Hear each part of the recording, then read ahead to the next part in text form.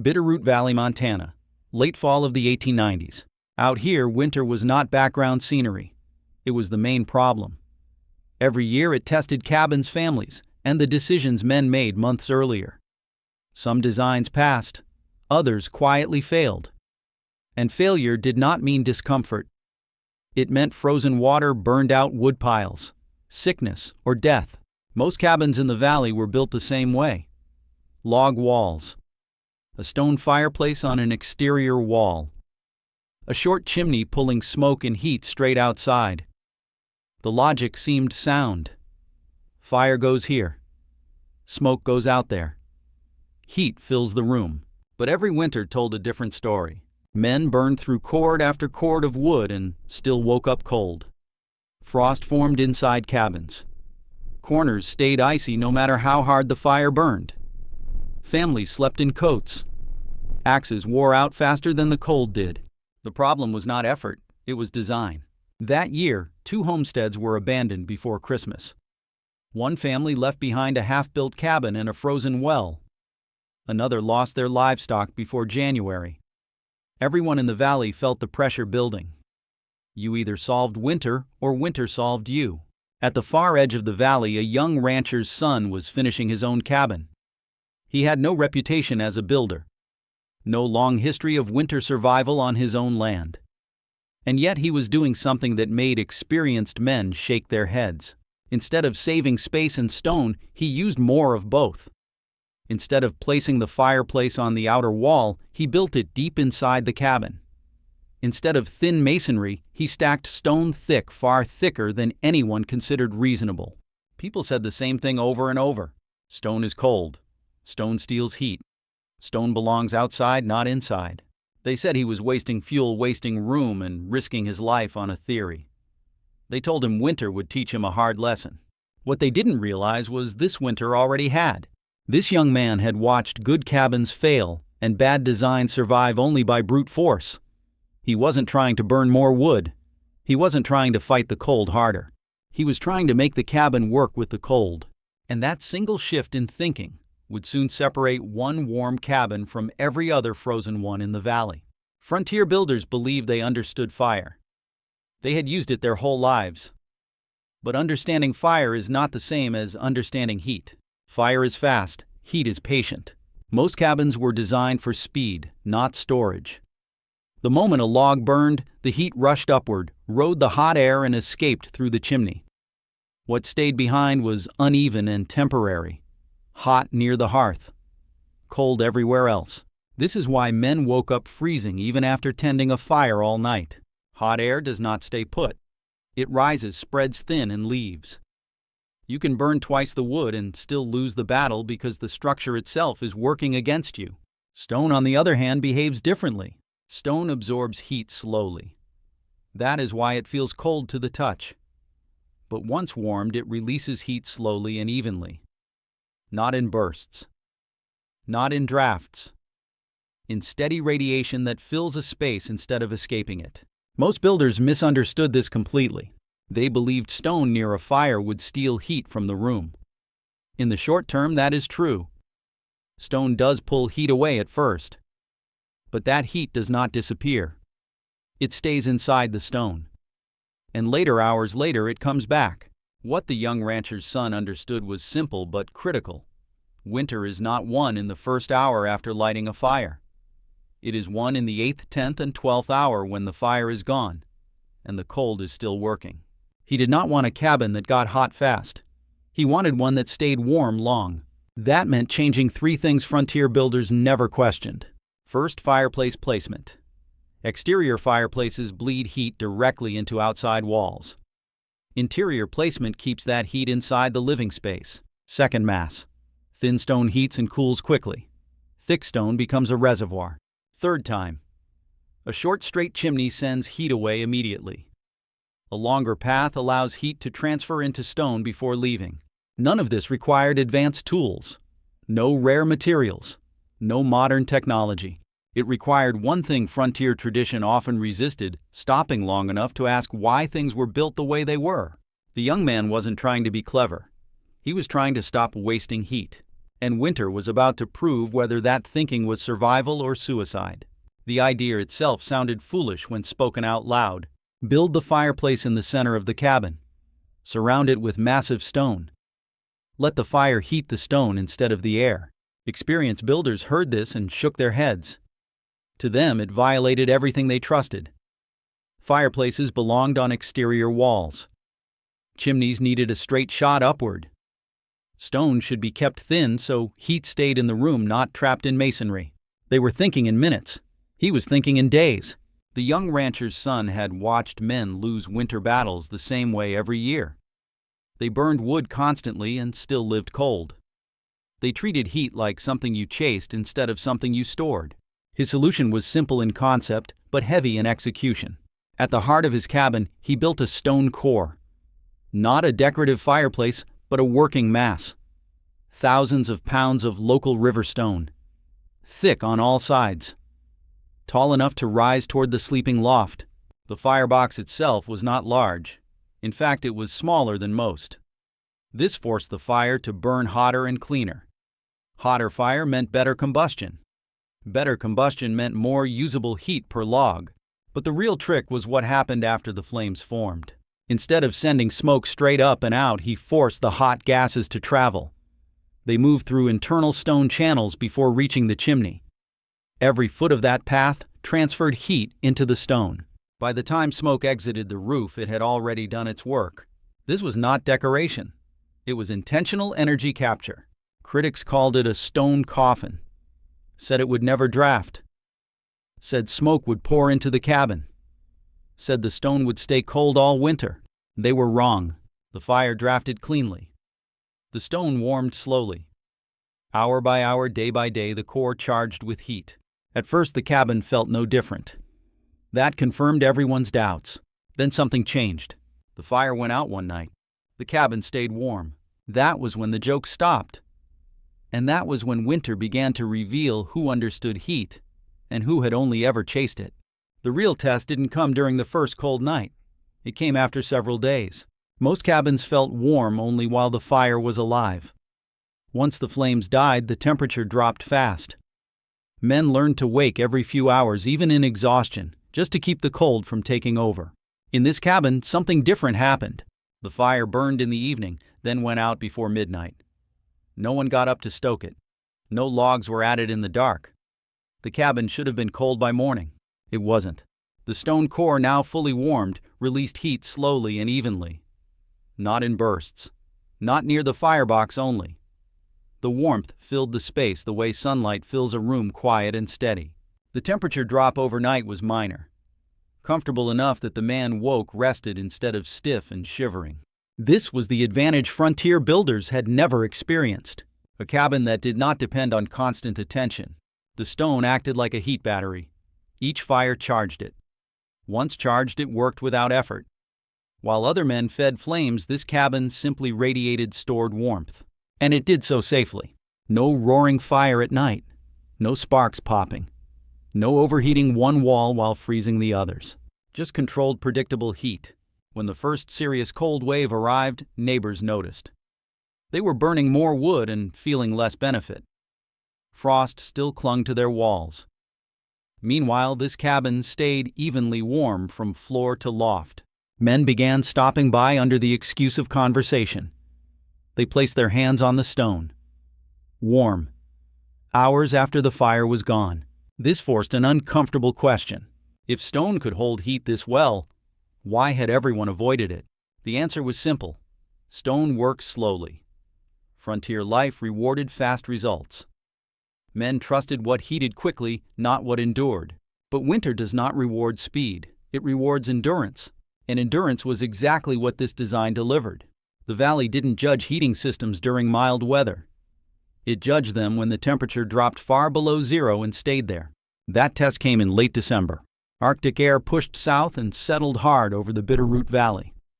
Wind cut through timber stands. Snow turned dry and sharp. Metal tools burned bare skin. This was the kind of cold that punished mistakes quickly. In most cabins, fires burned non-stop. Men doubled their wood use overnight. Some burned through a week's supply in days.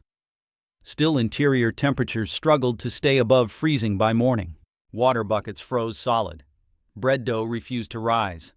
Sleep came in short, miserable stretches. In the Stonecore cabin, the routine barely changed. A small fire was built in the evening. Not a roaring blaze, just enough to recharge the stone. The flames burned hot and clean for a short time, then were allowed to die naturally. By morning, the firebox was cold. The cabin was not. The stone core, now fully charged, continued releasing heat hour after hour. Even as the outside temperature dropped to levels that cracked trees, the interior stayed stable. Not hot, not overheated, simply livable. That difference mattered. It meant no waking every 2 hours. No desperate woodcutting in dangerous cold. No exhaustion compounding the season's strain. Neighbors noticed the numbers before they noticed the comfort. They counted logs, compared piles, measured how fast sheds emptied. This cabin used far less fuel. Not slightly less. Dramatically less. The cold exposed an uncomfortable truth. Traditional fireplaces were wasteful under extreme conditions. They demanded constant attention and massive fuel reserves. When those reserves ran low, families suffered. This design reduced risk. Less wood meant fewer dangerous trips. Less labor meant more energy saved. More rest meant better judgment. In frontier life, those advantages were not luxuries. They were survival multipliers. When the temperature dropped further, men began to doubt their own certainty. Not the young man's design, but their assumptions. They had trusted experience. He had trusted physics. Winter was making it clear which one mattered more when the stakes were highest. Skepticism survived until numbers entered the conversation. Stories can be dismissed. Warmth can be exaggerated. But measurements are harder to ignore. During the coldest stretch of the season, men began comparing facts instead of opinions. They asked the same questions every winter, but this time the answers were different. How many logs burned per day? What was the temperature at dawn? How often did the fire need attention? In most cabins, the answers were grim. 40 logs a day was common. Some burned more. Fires were fed through the night. Even then, morning temperatures hovered near freezing. Corners stayed cold. Walls sweated frost. In the Stonecore cabin, the numbers told another story. Fewer than half the logs. One controlled fire per day. Morning temperatures still comfortable. No guessing, no boasting, just records. When men stepped inside to verify, they felt it immediately. The warmth was not trapped near the fire. It existed everywhere. Floors, walls, loft. No cold pockets, no draft lines. Hands placed on the stone pulled back instinctively. Not because it burned, but because it held steady, stored heat that refused to vanish. This forced a shift. Experienced builders had spent decades perfecting techniques that worked well enough. But this system didn't just work. It outperformed, and it did so calmly. No roaring fire, no wasted heat, no constant effort. Just physics doing exactly what it always does when respected. One by one, men stopped arguing and started asking practical questions. How thick is the stone? How long is the flue path? Where does the firebox sit? This was no longer about pride. Winter had already stripped that away. This was about keeping families alive with less work and less risk. The uncomfortable truth settled in. They had not been doing it wrong, but they had not been doing it well. And that difference mattered when cold lasted weeks instead of days. What had started as a silly idea was now a verified improvement. Not theory, not hope. Measured reality. And in the frontier, reality always wins. Once the numbers were clear, the explanation became unavoidable. Traditional fireplaces heat air. This system heated structure. Hot air moves fast and escapes fast. It rises, collects near the ceiling, and disappears up the chimney. That creates temperature swings too hot near the fire, too cold everywhere else. You feel warm for an hour, then miserable for the next 6. Radiant heat works differently. When stone absorbs heat, it does not move. It stays in place. Then it releases warmth slowly in all directions. Not upward, not outward only. Everywhere at once. That is why the cabin felt different. There were no hot spots and cold corners. The warmth didn't rush past your body. It surrounded you. Floors stayed warm enough to stand on. Walls no longer felt like ice. The sleeping loft held heat even when the fire had been out for hours. Men noticed they were comfortable at lower air temperatures. This mattered more than they expected. When heat is radiant, your body loses less warmth. You don't need the air to be hot. You need the surfaces around you to stop pulling heat away. This was something frontier builders had never designed for. They had focused on flames. They had ignored surfaces. The stone core changed that completely. It turned the cabin itself into part of the heating system. Every wall touching that mass became a slow, steady source of warmth. There was another benefit no one predicted at first: safety. Because the fire burned hot and short, there was less creosote. Fewer chimney fires. No need to keep flames alive through the night. Families slept without sparks popping or embers rolling. Less fire meant less risk. Less labor meant fewer injuries. Less wood meant fewer dangerous trips in deep cold. This wasn't just a better heater. It was a better system for living through winter. The irony was hard to ignore. The men with the most experience had optimized effort. The young rancher's son had optimized outcomes. Both approaches came from survival, but only one reduced suffering instead of managing it. By midwinter, the question was no longer whether the system worked. The question was why it hadn't been used sooner. Frontier culture valued experience. For good reason. Mistakes were costly and proven methods kept people alive. But experience could also harden into habit. For years, builders had repeated the same designs because they worked well enough. No one had the time or spare energy to test alternatives during a Montana winter. This cabin changed that. Men who had built dozens of structures stood quietly running hands over warm stone, feeling something their experience had never given them before: even heat without effort. Some admitted it out loud. Others didn't need to. By January, a shift began. Not a revolution. A quiet adjustment. One man thickened the stone behind his existing fireplace. Another extended his chimney path through masonry before venting outside. A third began planning his next cabin around a central heat source instead of an outer wall. Not everyone could rebuild from scratch, but even small changes produced results. 15% less wood burned. More stable temperatures. Less exhaustion by February. That mattered.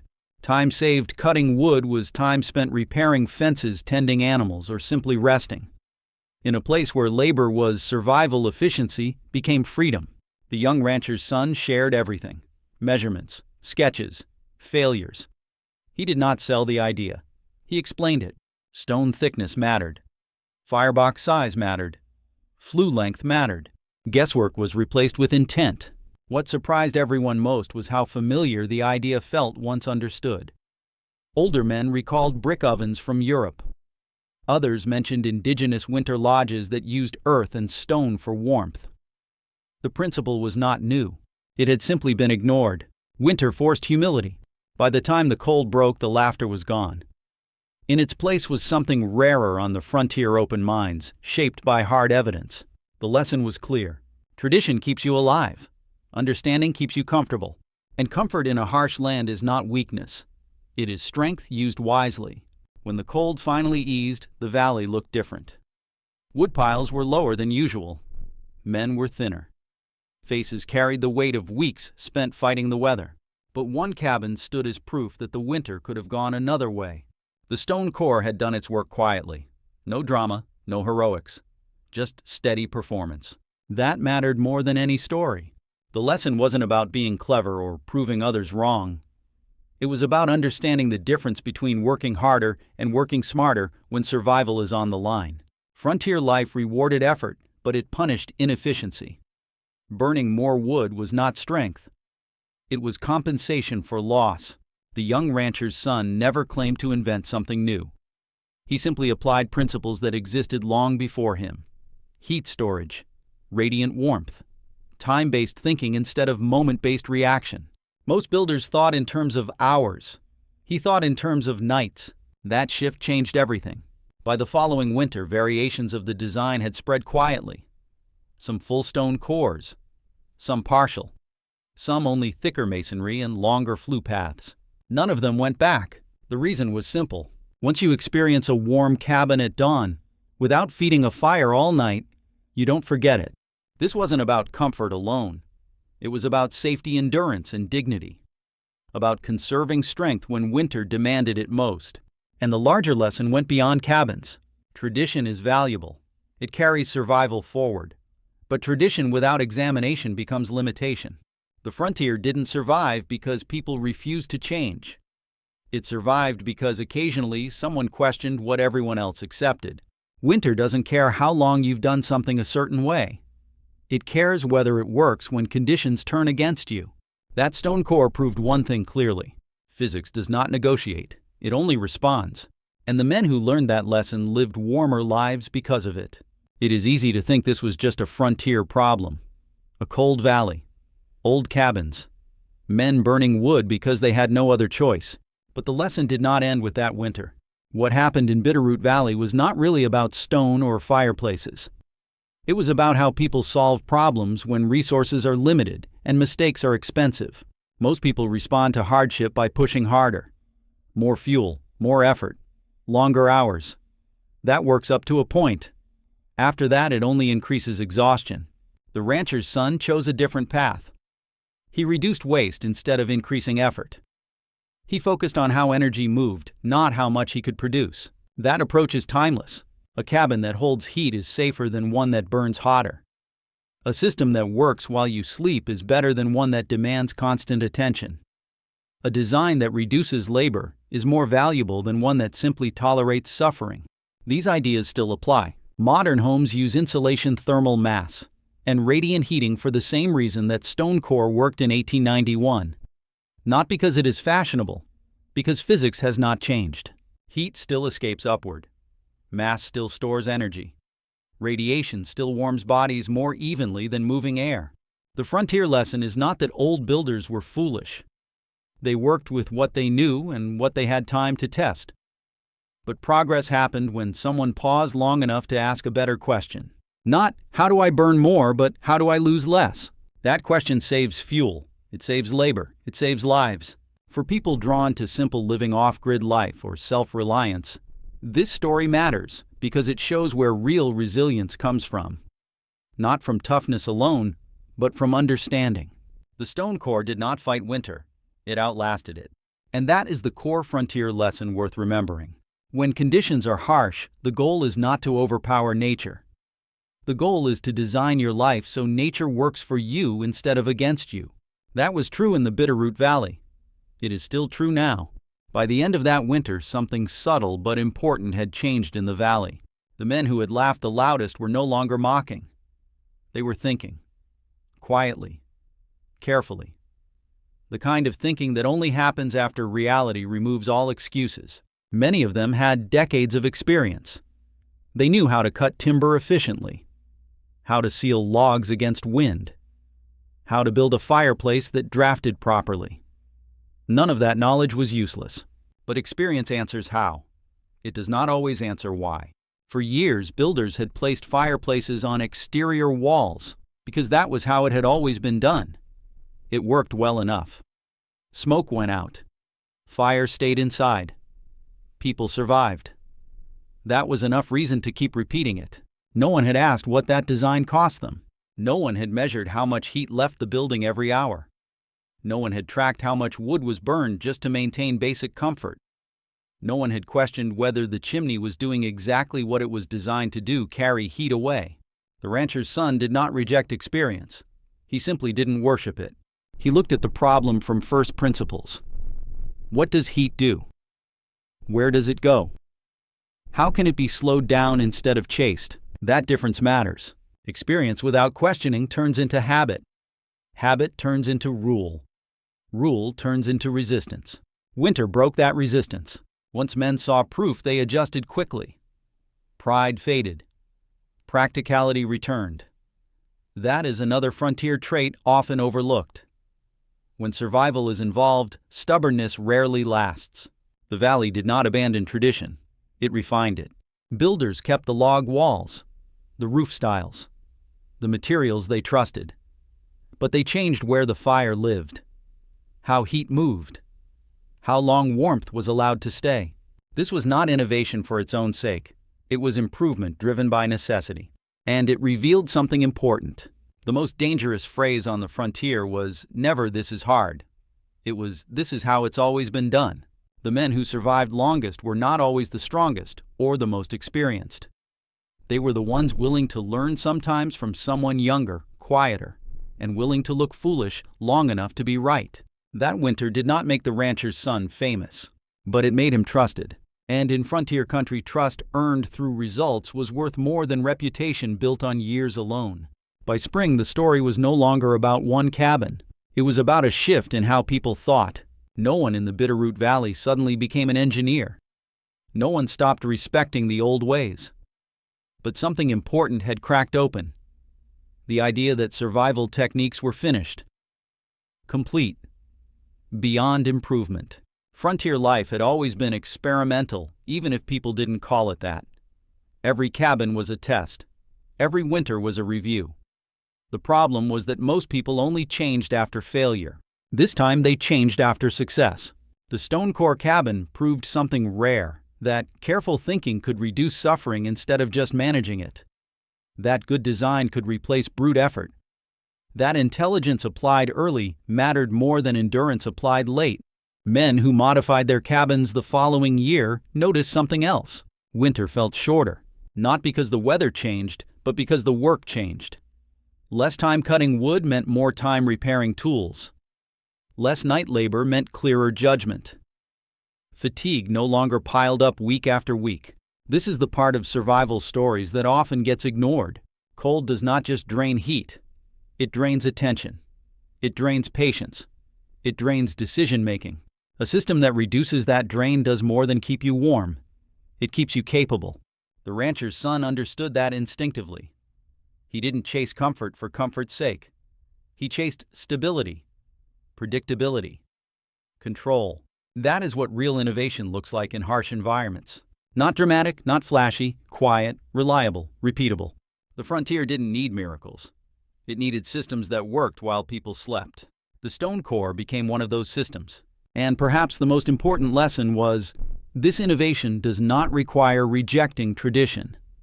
It requires understanding it deeply enough to see where it can improve. The cabin didn't abandon the past. It refined it. Log walls still blocked wind. Stone still handled fire. Gravity still pulled smoke upward. Nothing supernatural happened. The only difference was intention.